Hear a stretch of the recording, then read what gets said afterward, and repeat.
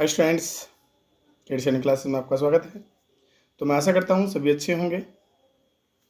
चलिए भाई, पिछली वीडियो में हमने एटम की इंटरनल स्ट्रक्चर के बारे में हमने जाना था, किस प्रकार से एटम इलेक्ट्रॉन, प्रोटॉन, न्यूट्रॉन जैसे अपरमाणविक कणों से मिलकर बना होता है। ठीक है, तो आज हम जानेंगे एटॉमिक मॉडल के बारे में। तो एटम मॉडल जो होते हैं बेटे, इनको समझने के लिए पहले हमें कुछ विषयों पर चर्चा करनी होगी। तो वो विषय क्या है, पहले उन्हें समझ कर चलते हैं, उसके बाद तब हम आगे बढ़ेंगे। ठीक है, तो एटम मॉडल हमारा टॉपिक होगा। उपरोक्त प्रयोगों के प्रेक्षण से यह ज्ञात हुआ कि डाल्टन के अविभाज्य परमाणु में धनात्मक तथा ऋणात्मक आवेश वाले अपरमाणु कण होते हैं। ठीक है, सब एटॉमिक पार्टिकल्स। तो अपरमाणविक कणों की जो खोज है, इसके बाद वैज्ञानिकों के सामने निम्नलिखित मुख्य समस्या थी। क्या क्या समस्याएं थी, उन्हें हम समझ के चलते हैं।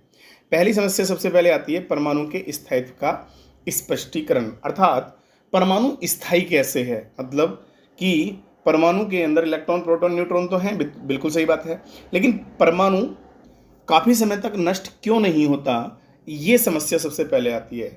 यहाँ पर जो वर्ड आया बेटे स्थायित्व, इसको मैं ज़रा थोड़ा सा डीपली आपको समझा देता हूँ, क्योंकि केमिस्ट्री में इससे बहुत ज़्यादा पाला पड़ता है बेटे। यहाँ पर ध्यान दो, इस किसी केंद्र पर, अगर मैं बात करता हूँ किस पर भैया, केंद्र पर, यहाँ पर ये क्या है, एक, इसको मैं फट्टा मान लेता हूँ। ठीक है, क्या रखा है, एक फट्टा रखा है, और इस फट्टे पर 2 बॉल्स हैं। ठीक है, इधर इधर आपको दिख रहा होगा। तो इन 2 बॉल्स में अगर मैं बात करूं कि यदि मैं इस बॉल को यहाँ से डिस्प्लेस कर दूं या विस्थापित कर दूं, क्या ये स्टेबल रह पाएगा? क्या ये फट्टा इस सेंटर पर रुक पाएगा? नहीं रुक पाएगा, अनस्टेबल हो जाएगा, अस्थायी। लेकिन जब तक ये दोनों बॉल इस पर रखी रहेंगी, ये भी और ये भी दोनों रखी रहेंगी, तब तक क्या है, ये स्टेबल है, स्थायी है। ठीक है, तो ये कंफर्म हो गया। चलिए नेक्स्ट चलते हैं आगे।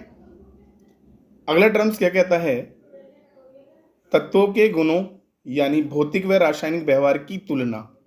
बिल्कुल सही बात है भैया। यदि मैं सोडियम और आयरन की बात करूं, Na सोडियम मतलब Fe आयरन है, दोनों ही क्या है, यहाँ पर मेटल है। अगर मैं इनकी प्रॉपर्टी की बात करूं बेटे, कि सोडियम जो होती है, इतना सोडियम मेटल जो होती है इतनी सॉफ्ट होती है कि इसे चाकू से भी काटा जा सकता है, मतलब इसे नाइफ से भी काट सकते हैं।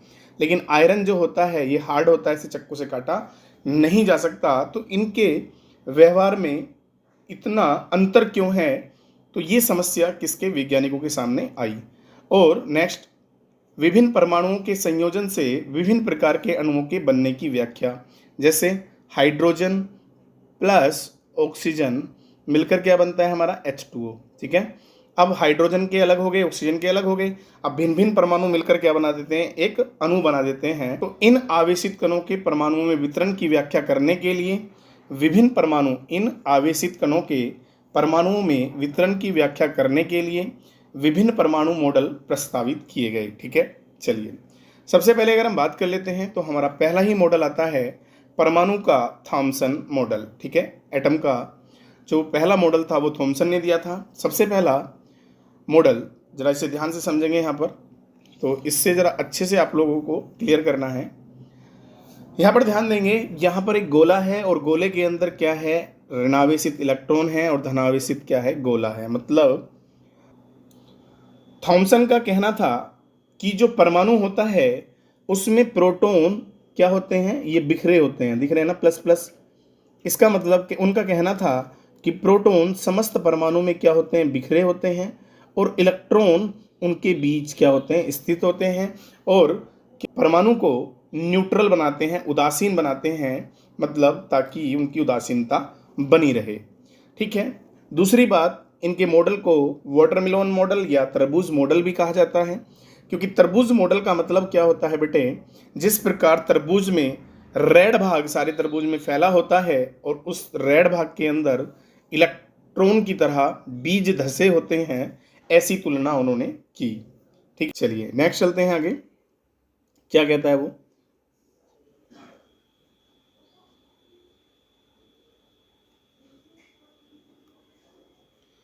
थॉमसन ने प्रस्तावित किया कि परमाणु एक समान धनावेशित गोला है जिस पर धनावेश समान रूप से वितरित होता है। इसमें इलेक्ट्रॉन इस प्रकार स्थित होते हैं जिससे कि स्थायी स्थिर विद्युत व्यवस्था प्राप्त हो। ठीक है, अब इसे तरबूज मॉडल भी कहते हैं। इस मॉडल में परमाणु के धनावेश को तरबूज में खाने वाले लाल भाग के समान माना गया और इलेक्ट्रॉन को उनमें बीज की तरह धसे हुए माना। ठीक है, लेकिन क्या हुआ भैया, थॉमसन के मॉडल की क्या कमियां थी वही हम समझते हैं। तो यह मॉडल परमाणु की उदासीनता को तो समझाता है, बिल्कुल सही बात है, ये बात उसकी सत्य थी, परंतु यह मॉडल रदरफोर्ड के प्रकीर्णन प्रयोग की व्याख्या नहीं कर सका। प्रकीर्णन कैसे होता है उसके लिए हम अभी पढ़ने वाले हैं। तो इसलिए थॉमसन मॉडल को क्या कर दिया गया भैया, निरस्त कर दिया गया। ठीक है, चलते हैं। नोट पॉइंट में क्या कहता है हमारा, थॉमसन को सन 1906 में भौतिकी में गैसों की विद्युत चालकता पर सैद्धांतिक एवं प्रायोगिक जांच के लिए नोबेल पुरस्कार से क्या किया गया था, सम्मानित किया गया था। ठीक है, चलते हैं आगे। रदरफोर्ड का अल्फा किरणों का प्रकीर्णन प्रयोग। ठीक है, इसी के माध्यम से नाभिक की खोज हुई। ठीक है, और रदरफोर्ड को न्यूक्लियस की खोज का श्रेय मिलता है। ठीक है बेटा, चलिए तो सबसे पहले हम लोगों को ये प्रयोग समझना है, उस प्रयोग के बाद ही हम किसके आगे रदरफोर्ड के परमाणु मॉडल के बारे में जानेंगे। ठीक है बेटा, तो सबसे पहले प्रयोग हम समझते हैं क्या करना है। आप भी मान लो जैसे कि इस प्रयोग को आप कर रहे हैं। ठीक है बेटा, यहाँ पर क्या है, मेरा ये एक रेडियो एक्टिव सोर्स है, यानी कांच का गुटका है जिसमें कोई रेडियो एक्टिव पदार्थ लाइक दिस, जिसे मैं पोलेनियम मान सकता हूँ, क्या मान सकता हूँ, पोलेनियम, यूरेनियम, ये रेडियो एक्टिव पदार्थ होते हैं। ठीक है बेटा, लिया गया है और इससे क्या होता है, अल्फा पार्टिकल्स की क्या होती है, स्कैटरिंग होती है, या इससे अल्फा पार्टिकल्स निकलते हैं। यहाँ पर ध्यान देंगे, ये क्या है, एक सोने की बहुत पतली महीन शेप बनाई गई, क्योंकि हमें पता है सोने की सबसे पतली शेप बनाई जा सकती है, सीट बनाई जा सकती है, और हमें पता है जितनी पतली सीट होगी उसमें क्या होगा, कम से बहुत कम परमाणु होंगे। ठीक है, तो चलिए भाई, इसके चारों तरफ एक पत्ती को इस प्रकार से मोड़ कर लगाया गया जिस पर जेडनेस का लेप किया गया। अब लेप करने के बाद हमें जानना है कि जब अल्फा पार्टिकल्स इधर जा रहे हैं तो क्या रिएक्शन होती है, उसको समझने के लिए नेक्स्ट चित्र पर ध्यान देंगे। अब क्या देखते हैं, अल्फा पार्टिकल्स इधर अगर स्क्रीन लगी है मेरी, अल्फा पार्टिकल्स जाकर इस स्क्रीन से टकराते हैं और यहाँ पर क्या करते हैं, लाइटिंग करते हैं। तो इस स्क्रीन में हम क्या देखते हैं भैया, इस वाले पार्ट में भी लाइटिंग हो रही है, इधर भी लाइटिंग हो रही है, लेकिन कुछ भाग बीच में ऐसा है जिस पर कोई लाइटिंग नहीं हो रही है। अर्थात यहाँ से अल्फा पार्टिकल्स क्या करते हैं, जिससे जाते हैं और इससे टकराते हैं, लाइटिंग करते हैं, इस प्रकार से इधर गए टकराए, लेकिन कुछ पार्टिकल्स इस भाग से क्या हो जाते हैं, विक्षेपित हो जाते हैं और विक्षेपित होकर अपने मार्ग को बदल लेते हैं। इसका मतलब यहाँ पर कोई पावरफुल चीज़ है, और वही पावरफुल चीज़ क्या है, धनावेशित है, क्योंकि अल्फा पार्टिकल भी धनावेशित होते हैं। अब धनावेशित रिपल्सन जो करेगा वो धनावेशित ही करेगा। तो अल्फा पार्टिकल्स क्या कर जाते हैं, अपने मार्ग से विक्षेपित हो जाते हैं। कुछ कण सीधे आते हैं और इस तरह से विक्षेपित हो जाते हैं, इस तरह से विक्षेपित हो जाते हैं। कुछ कण जिस मार्ग से आते हैं 180 डिग्री पर वापस मुड़ जाते हैं। लगभग 2000 में से एक कण क्या हो जाते हैं, विक्षेपित हो जाते हैं। अब यहाँ से इस प्रयोग के बारे में क्या हमें जाना, उसे हम लोग समझते हैं। तो अल्फा किरणों के प्रकीर्णन के प्रयोग में पाया गया कि अधिकांश अल्फा कण सोने की पन्नी से विक्षेपित हुए बिना निकल जाते हैं। पन्नी मान लो या परमाणु मान लो, कोई दिक्कत नहीं है। सेकंड टर्म्स कहता है अल्फा कणों का बहुत कम अंश बहुत कम कोण पर क्या होता है भैया, विक्षेपित होता है, जैसे कि हमने अभी इसमें देखा था। ठीक है ना, बहुत कम कोण पर विक्षेपित होता है। उसके बाद नेक्स्ट कहता है बहुत ही थोड़े कण 2000 में से लगभग एक वापस अपने मूल पथ पर लौट आते हैं, अर्थात 180 मतलब 180 डिग्री के कोण से उनका विक्षेपण होता है। तो अल्फा किरणों के प्रकीर्णन प्रयोग के आधार पर रदरफोर्ड ने निष्कर्ष निकाला। अब क्या निष्कर्ष निकाला वही समझते हैं। परमाणु के दो भाग होते हैं, नंबर एक नाभिक, नंबर दो बाहरी भाग। नाभिक क्या होता है बेटे, नाभिक हमने देखा था अभी, इसमें ये वाला क्षेत्र जिससे कोई इलेक्ट्रॉन जिससे कोई अल्फा पार्टिकल क्या नहीं हो रहा था, पार नहीं हो रहा था, टकराकर रिपल कर रहा था उसे नाभिक माना गया, और उसमें ही उपस्थित किसको माना गया? प्रोटॉन को। ठीक है, चलते हैं। तो परमाणु का नाभिक धनावेशित होता है, यह परमाणु के केंद्र में उपस्थित होता है, अभी हमने देखा था। दूसरा टर्म्स, नाभिक में परमाणु के सारे प्रोटॉन तथा न्यूट्रॉन उपस्थित होते हैं। ठीक है, अतः नाभिक में परमाणु का लगभग 99.99% द्रव्यमान उपस्थित रहता है। अब देखो थॉमसन क्या कह रहे थे कि प्रोटॉन समस्त परमाणु में फैले होते हैं, लेकिन यहां कॉमन क्या बता दिया? परमाणु के किसमें भी है? नाभिक में परमाणु के सारे प्रोटॉन तथा न्यूट्रॉन क्या रहते हैं? उपस्थित रहते हैं। ठीक है, आगे चलते हैं। नेक्स्ट टर्म, नाभिक की त्रिज्या लगभग 10⁻⁻15 मीटर होती है। ठीक है बेटा, ये माइनस है यहाँ, पावर 15 मीटर होती है। अतः नाभिक का आयतन संपूर्ण परमाणु के आयतन की तुलना में क्या होता है? नगण्य होता है। अर्थात परमाणु की जो त्रिज्या होती है वो कितनी होती है? 10⁻10 मीटर होती है। याद रखना, 10⁻15 छोटा होता है, 10⁻10 मीटर बड़ा होता है। बहुत बच्चे इसको नहीं जान पाते हैं। तो परमाणु के कुल आकार और परमाणु के नाभिक के आकार का अनुमान इस प्रकार लगा सकते हैं। मान लो हमारे पास क्या है? ये प्लेग्राउंड है। ठीक है बेटा, और इस प्लेग्राउंड के अंदर मैंने सेंटर पर एक बॉल को रख दी है। तो जो सेंटर पर रखी एक बॉल है ये किसको बताती है? सेंटर पर रखी बॉल किसको बताती है? हमारे नाभिक को बताती है। और ये किसको बताता है? पूरे परमाणु को बताता है, जो इसका बाह्य क्षेत्र है। तो नाभिक को क्रिकेट की गेंद जितना माना जाए तो परमाणु की त्रिज्या लगभग 5 किलोमीटर की होगी, ये अनुमान लगाया जा सकता है। सेकंड टर्म्स हमारा आता है भारी भाग, जो कि भारी भाग जो होता है इस तरह से परमाणु हो उसके बाहर वाला भाग जो होता है। तो भारी भाग में क्या कह रहा है? चूंकि अधिकांश अल्फा कण सोने की पन्नी को पार कर जाते हैं, अतः परमाणु के अंदर अधिकांश स्थान क्या होते हैं? रिक्त होते हैं। दूसरा टर्म कहता है परमाणु उदासीन होता है, क्योंकि परमाणु में उपस्थित इलेक्ट्रॉन की संख्या नाभिक में उपस्थित प्रोटॉन की संख्या की क्या होती है बेटे? बराबर होती है। बिल्कुल सही बात है, जितने इलेक्ट्रॉन उतने ही क्या होंगे? प्रोटॉन होंगे।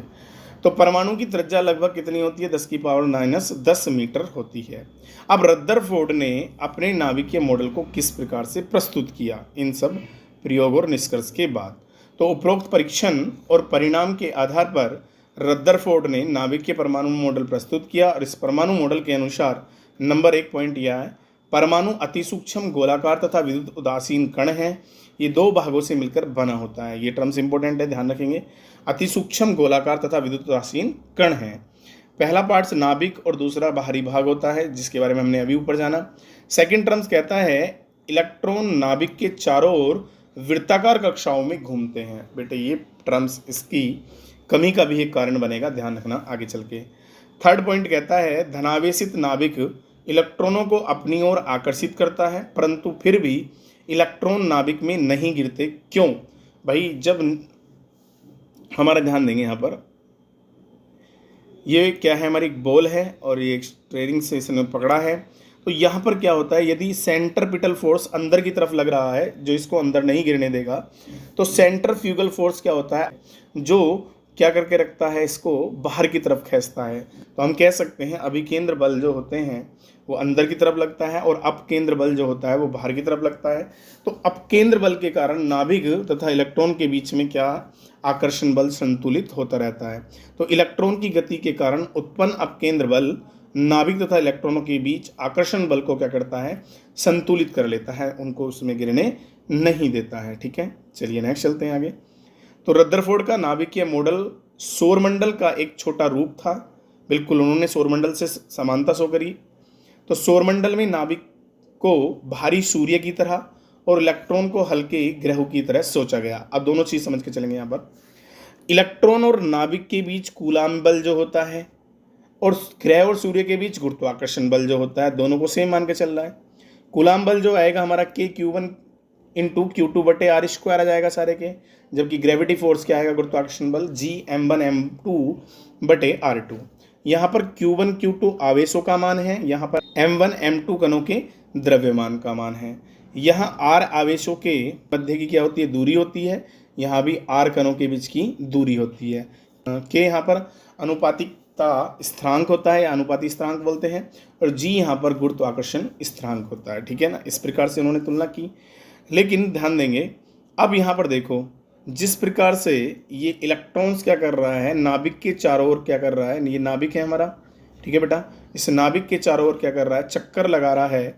उसी प्रकार से वे कहते हैं कि सन जो होता है हमारा, इसके चारों तरफ ग्रह क्या करते हैं, चक्कर लगाते हैं, ठीक है।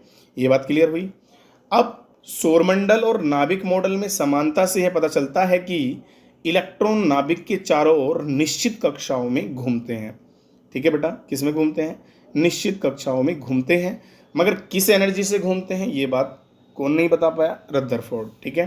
अब रदरफोर्ड के परमाणु मॉडल में इसीलिए क्या हुए, दोष पैदा हुए। कैसे, अब उन्होंने कहा इलेक्ट्रॉन नाभिक के चारों ओर घूमता है, लेकिन किस ऊर्जा से घूमता है ये बात नहीं बताई। मान लो अपने पथ पर क्या कर रहा है, ये इस प्रकार से घूम रहा है, ठीक है।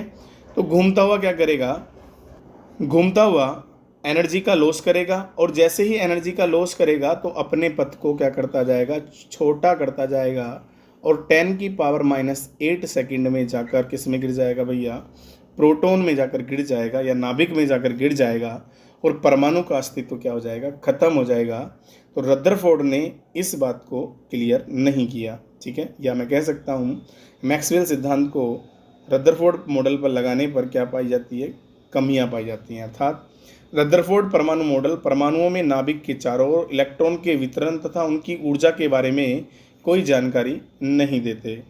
दूसरा टर्म्स कहता है रदरफोर्ड मॉडल परमाणु के स्थायी होने की व्याख्या नहीं कर सका, कैसे स्टेबल होते हैं परमाणु। तीसरा टर्म्स, यदि गतिमान इलेक्ट्रॉन लगातार ऊर्जा का उत्सर्जन करता है तो परमाणु स्पेक्ट्रा सतत होना चाहिए, मतलब कि हमने पढ़ना है आगे स्पेक्ट्रम ऐसे, ठीक है, सतत होना चाहिए मतलब कंटिन्यूअस। परंतु परमाणु के स्पेक्ट्रम में निश्चित आवर्ती को कई रेखाएं, निश्चित आवर्ती की कई रेखाएं होती हैं। अतः रदरफोर्ड परमाणु मॉडल के रेखीय स्पेक्ट्रम की व्याख्या करने में क्या रहा, असफल रहा, ठीक है। चलते हैं नेक्स्ट, ये टर्म्स हैं, नोट पॉइंट में इसको दिखाया गया है। रदरफोर्ड परमाणु मॉडल की सौर मंडल से तुलना की गई है, परंतु ये कई संदर्भों में ठीक नहीं है। जैसे इलेक्ट्रॉन व नाभिक सूक्ष्म कण हैं, परंतु सूर्य व ग्रह क्या है, स्थूल मतलब बड़े कण हैं, ठीक है बेटा। इलेक्ट्रॉन व नाभिक आवेशित होते हैं, परंतु सूर्य व ग्रह पर कोई आवेश नहीं होता। अगला टर्म्स, यदि इलेक्ट्रॉन ऊर्जा का लगातार विसर्जन करता है तो गणनाओं ने सिद्ध किया है कि इलेक्ट्रॉन केवल 10 की पावर -8 सेकंड में नाभिक में गिर जाएगा और परमाणु का अस्तित्व खत्म हो जाएगा, परंतु ऐसा कभी नहीं होता। तो चलिए भाई, हमने जाना रदरफोर्ड परमाणु मॉडल के बारे में। बेटे मैंने कोशिश की है इसको अच्छे से समझाने की। आगे चलते हैं हम, थोड़ा बड़ा मॉडल है तो ज़रा ध्यान से समझ कर चलना इसको। आगे हम जानेंगे परमाणु क्रमांक क्या होता है, द्रव्यमान संख्या क्या होती है, और समस्थानिक संभारिक क्या होते हैं, उनसे संबंधित कुछ न्यूमेरिकल्स, ठीक है। चलिए आज के लिए इतना ही।